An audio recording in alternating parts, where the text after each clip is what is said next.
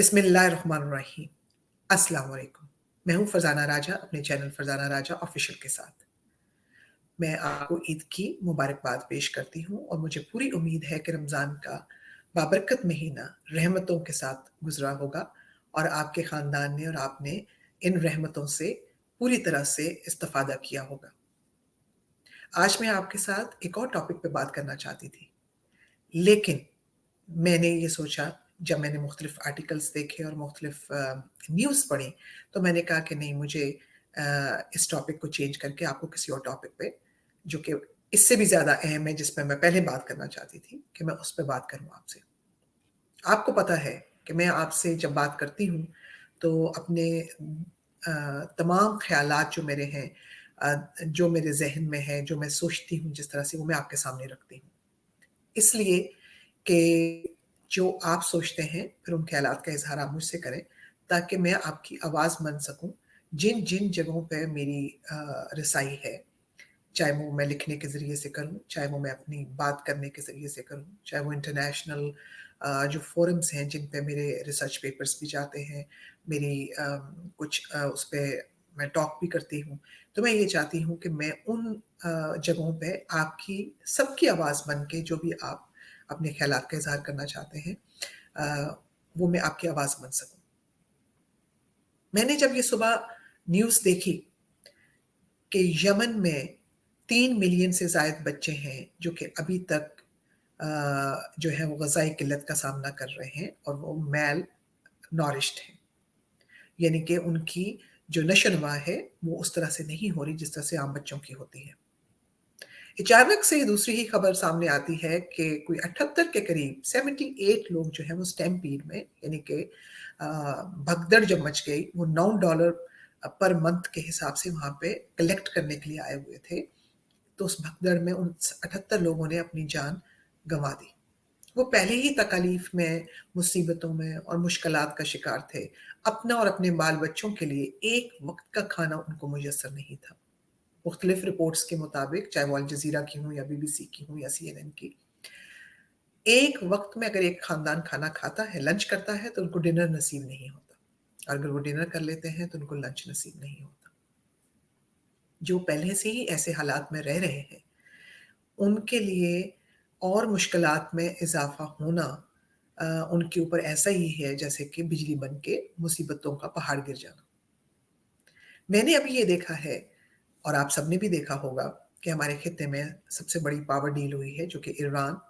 और सऊदी अरब में दोबारा से जो उनके सफ़ारती ताल्लुकात हैं, वो बहाल हो रहे हैं। उनकी दोस्ती और उनकी टॉक्स शुरू हो गई हैं और ये बड़ी खुशाइंद बात है किसी भी खित्ते के लिए। जंगें एक-दूसरे के साथ, चाहे वो इंटरनल अनरेस्ट हो, सिविल वॉर्स हों या एक्सटर्नल प्रॉब्लम्स हों, ये कभी भी किसी भी खित्ते, किसी भी मुल्क के लिए जो है वो कामयाबी का रास्ता या वो उसके लिए कामयाबी की ज़मानत नहीं होते हैं। देर आयद, दुरुस्त आयद। एक अच्छा फ़ैसला हुआ, लेकिन इस फ़ैसले में जो कमी मैं देख रही हूँ और जो एंगल मैं देख रही हूँ, वो है यमन में फ़ेमिन, यानी कि कहत साली जो है यमन के अंदर,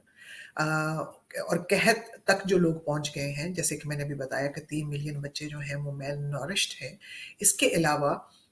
लोगों को एक वक़्त का खाना मुयस्सर है, अदवियात नहीं है, पानी पीने का नहीं है। जब वो इतने मुश्किलात में हैं, क्या इस पावर डील में कहीं पर भी इन लोगों के लिए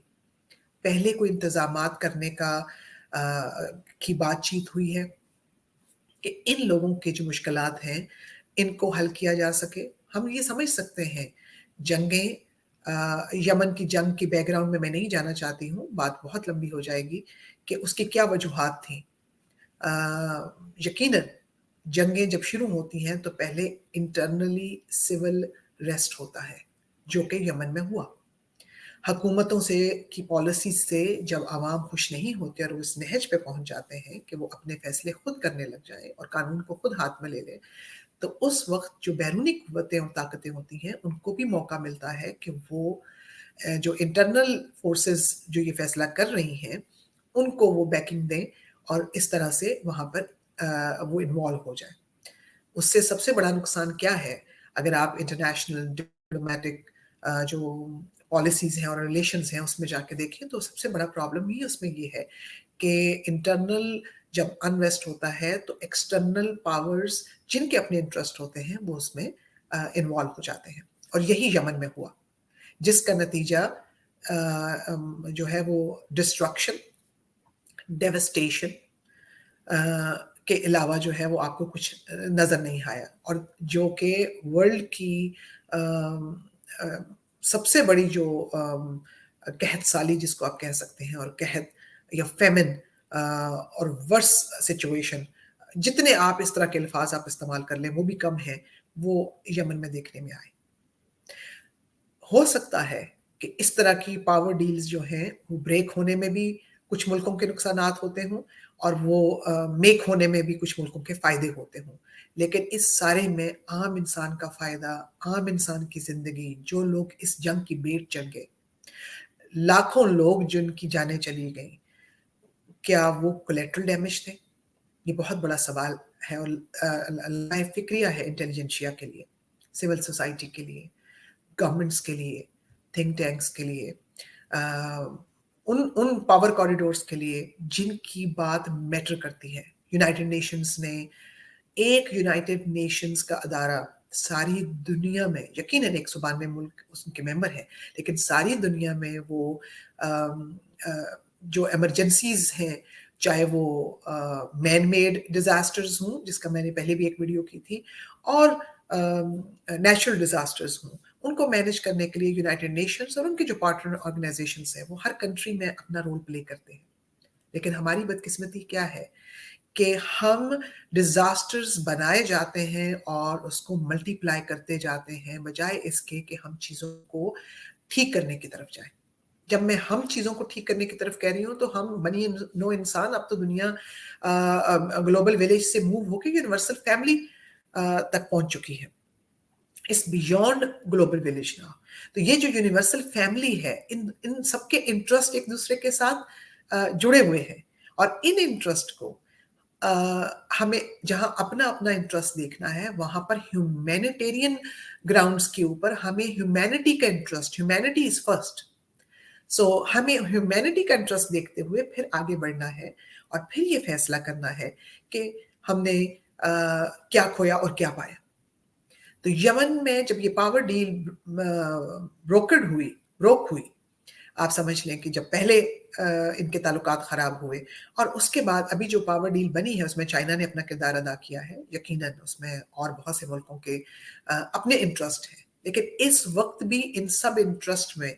लोगों के इंटरेस्ट को देखना बहुत ज़रूरी है। मुझे पता है कि ईरान में जैसे कि प्रोग्राम चलता है, इमाम ख़मैनी रिलीफ फाउंडेशन है, वो अपने लोगों का वहाँ पर बहुत अच्छी तरह से उसमें ख्याल रखते हैं और टेक केयर करते हैं। पाकिस्तान में बेनज़ीर इनकम सपोर्ट प्रोग्राम है।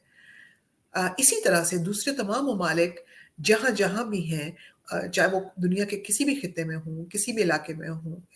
ब्राज़ील में हों, वहाँ पर वो अपने लोगों का ख्याल रखने के लिए ऐसे ही सोशल सेफ्टी नेट्स और सोशल प्रोटेक्शन प्रोग्राम्स जो कि स्ट्रांगली बनाए जाते हैं, और उसको इंटरनेशनल ऑर्गेनाइजेशंस हेल्प भी करती हैं। ऐसे प्रोग्राम्स बनाए जाते हैं अपने मुल्कों के लिए। क्या ह्यूमैनिटेरियन ग्राउंड्स के ऊपर जब जंगें ख़त्म करने का फैसले किए जाते हैं, जब मुल्क आपस में एक होने की बात करते हैं, तो प्रायोरिटी के ऊपर उनको रखना चाहिए जो वहाँ के लोग उन मसाइल और उन तकालीफ से गुजरे हैं। ठीक है, ये क्या वजह है कि अफगानिस्तान हो तो वहाँ पर औरतों पे बैन लगा दिया जाता है, एक मुस्लिम कंट्री है। यमन में आपके सामने है, कहत साली की ये हालत है, और अल्हम्दुलिल्लाह हम जो मुसलमान हैं सारी दुनिया में, जब रमज़ान के बाद हमारी ईद आती है या दूसरी ईद उल ज़ुहा भी होती है या दूसरे और इवेंट्स होते हैं, उसमें हम 3-3 दिन और 4-4 दिन के रसूमात और फंक्शंस और दावतें रखते हैं, बड़ी-बड़ी दावतें रखते हैं। क्या हम ईद 1 दिन मना सकते हैं, बाकी के 3 दिन और 4 दिन हम उन मुसलमानों के नाम कर दें जिनके लीडर्स इतनी सलाहियत नहीं रखते कि वो उनके लिए कुछ बेहतर कर सकते हों, और उनके मुल्कों में जो हालात गुजर रहे हैं और जिन हालात से वो गुजर रहे हैं, हम वो मसाइल को हल कर सकते हैं। تو جب یہ میرے سامنے نیوز آئی تو میں نے جس ٹاپک پہ آپ سے بات کرنی تھی اس کو میں نے موخر کر دیا کہ میں اگلے پروگرام میں کروں گی، اور میں نے کہا کہ یمن کے معاملے پہ مجھے بات کرنی چاہیے۔ تو میری گزارش ہوگی پاکستان میں بھی وہ تمام انفلوئنشل اور اثر رکھنے والے لوگ جو کہ ایران کے ساتھ، سعودی عرب کے ساتھ، چائنا کے ساتھ، اور حکومتی سطح پر تو ہے ہی ہے، میں تو انڈیویجولس کی بھی گزارش کر رہی ہوں کہ آپ بھی اپنی آواز چاہے قلم کے ذریعے سے، چاہے تقریر اور تحریر دونوں کے ذریعے سے،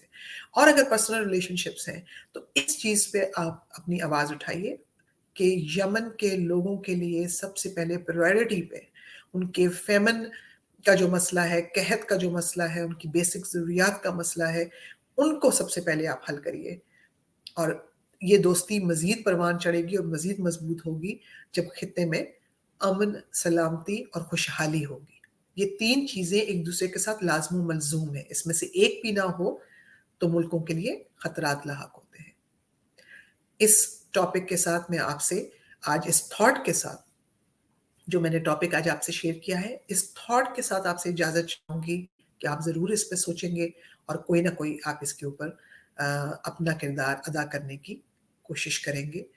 میں آپ کی بہت شکر گزار ہوں کہ آپ میرے پروگرامز کو اتنی غور سے سنتے ہیں اور اس پہ اپنے کامنٹس دیتے ہیں، اور اس پہ جو آگے ایکشن درکار ہوتا ہے وہ بھی آپ کرتے ہیں۔